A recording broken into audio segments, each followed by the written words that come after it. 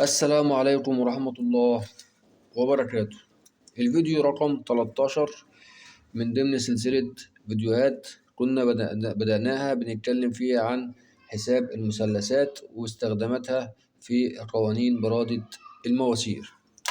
الحلقة اللي فاتت الفيديو رقم 12 أو الفيديوهات اللي فاتت كنا شغالين على القوانين إن إحنا نقدر نجيب إزاي أضلاع المثلث القائم الزاوية.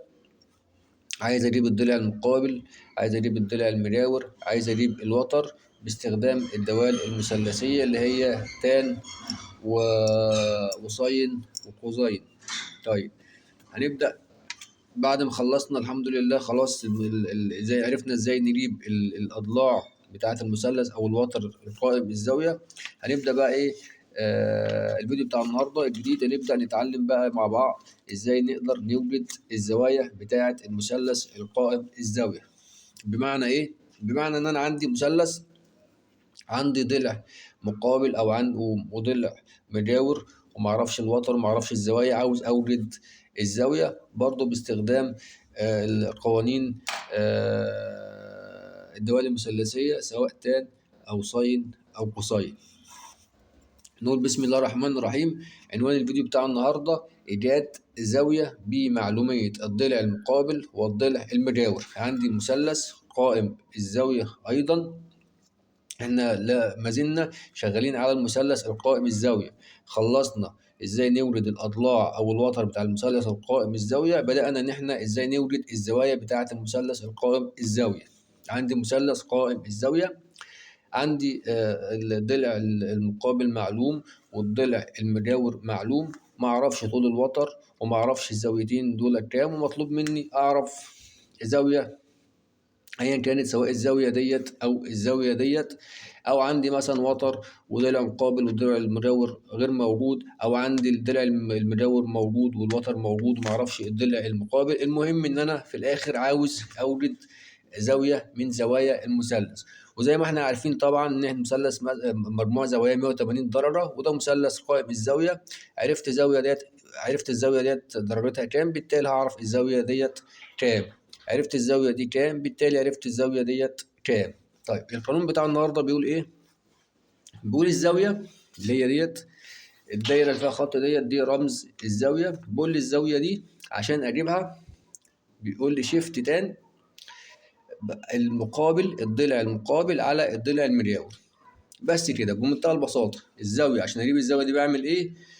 بضرب على الآلة الحاسبة شيفت تان اللي هي تان ناقص واحد، شيفت تان الضلع المقابل على الضلع المجاور. طيب أنا هستفيد إيه من القانون دوت كراجل براد مواسير؟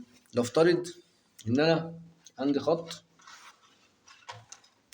عندي خط، ماشي كده وطالع وهطلع فوق وهمشي كده. طيب أنا عندي مثلا الارتفاع دوت انا عارفه معلوم بالنسبه لي.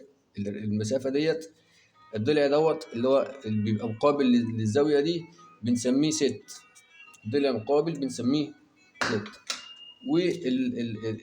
والمدى دوت المسافه ديت بسميها رن. وده يعتبر الضلع المجاور للزاويه دي، وده يعتبر ايه الضلع المقابل للزاويه دي. انا عندي الزاويه ديت معرفهاش،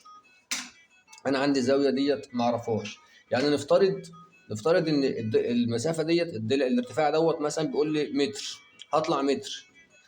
وبيقول لي برضو ان انا همشي بالمدى دوت همشي بيه متر، والزاويه دي انا ما اعرفهاش، فمطلوب مني ان انا اعرف الزاويه ديت كام.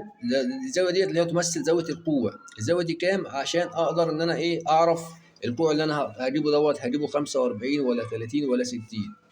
طيب انا عشان اطبق القانون اللي هو مديهولي بيقول لي الزاويه دي عشان تجيبها بتعمل شيفت تان الضلع المقابل على الضلع المجاور. الزاويه اهيت ادي الضلع المجاور وادي الضلع المقابل.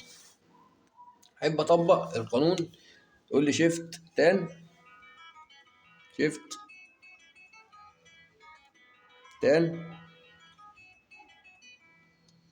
اللي هي تان ناقص واحد. بيقول لي الضلع المقابل على الضلع المجاور. طب الضلع المقابل 1000 مللي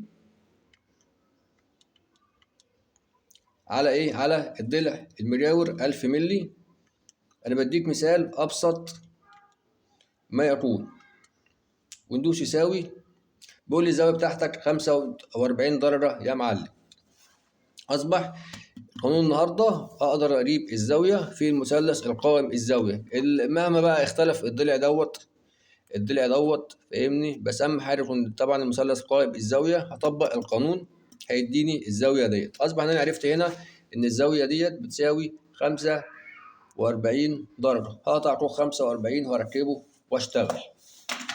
ده كان الفيديو بتاع النهارده في منتهى البساطه. اتعلمنا ازاي اوجد زاويه في المثلث القائم الزاويه بمعلوميه الضلع المقابل والضلع المجاور باستخدام قانون الدوال المثلثيه اللي هو شيفت تان. ان شاء الله الفيديو القادم باذن الله تعالى هنعمل ايه؟ هنورد ازاي زاويه بمعلوميه الضلع المقابل والوتر. والسلام عليكم ورحمة الله وبركاته.